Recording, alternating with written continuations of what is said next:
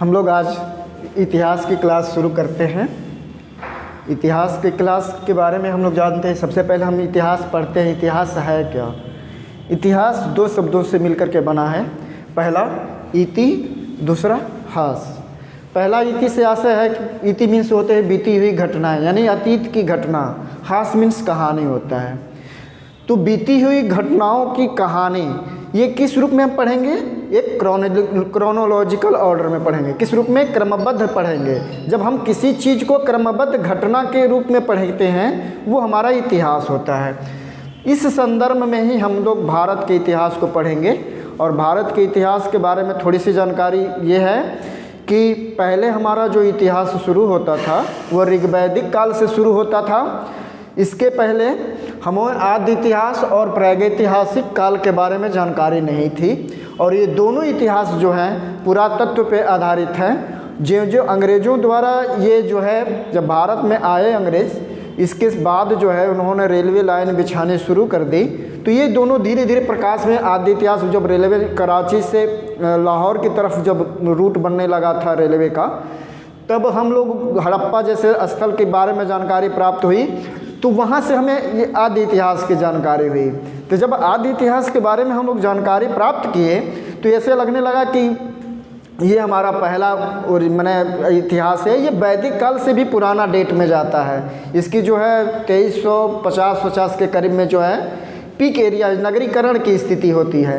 लेकिन जब हम आदि इतिहास को पढ़ते हैं इसके बाद भी हम देखते हैं कि हमारे पास कुछ ऐसे जो है औजार मिलने शुरू हो जाते हैं जहाँ पे वैश्विक लेवल के इतिहास को हम लोग ध्यान में रखते हैं। तो वो हमारा प्रागैतिहासिक काल का भी कुछ हम लोगों के पास साक्ष्य मिलने शुरू होते हैं। जैसे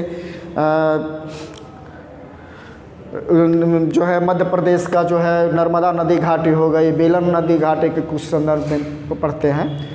तो उस वक्त उसकी नदियों के किनारे जब हम उनके टूल्स पाते हैं तो वो जो शिवालिक पहाड़ियों के किनारे शिवालिक पहाड़ियों से मिलते हैं, तो उस वक्त को हम स्थिति को देखते हैं, उसकी डेट अकॉर्डिंग रिकॉर्ड करते हैं, तो वो पता चलता है कि ये आदि इतिहास से भी पुराना का हथियार है। तो इस संदर्भ में हम लोग प्रागैतिहास से जुड़ते हैं और प्रागैतिहासिक काल को हम लोग विश्व संदर्भ में पढ़ते हैं। और ये विश्व की घटनाओं को लेकर के ही हम लोग यहाँ पे भी चलते हैं। हालांकि कोई भी पुराना मानव, ऐसा मानव जो बंदर से मानव बनने की प्रक्रिया की स्थिति में था, उसके अवशेष जो मानव के रूप में जो उस रूप के अवशेष तो नहीं मिलते हैं, फॉसिल्स तो नहीं मिलते हैं, लेकिन बस उनके द्वारा जो औजार प्रयुक्त हुआ है, पत्थरों के द्वारा जो औजार निर्मित किए हैं उनके बारे में जानकारी मिलती है। वो है प्रागैतिहास।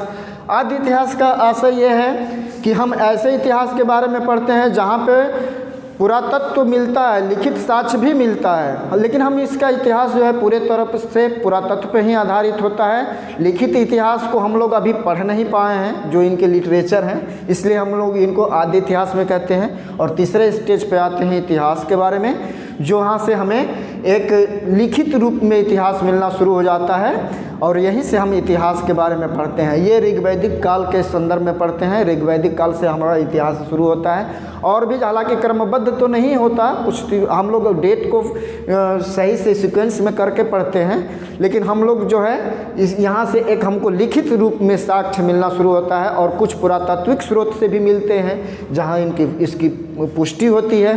तो ऐसे में हम लोगों को ये इतिहास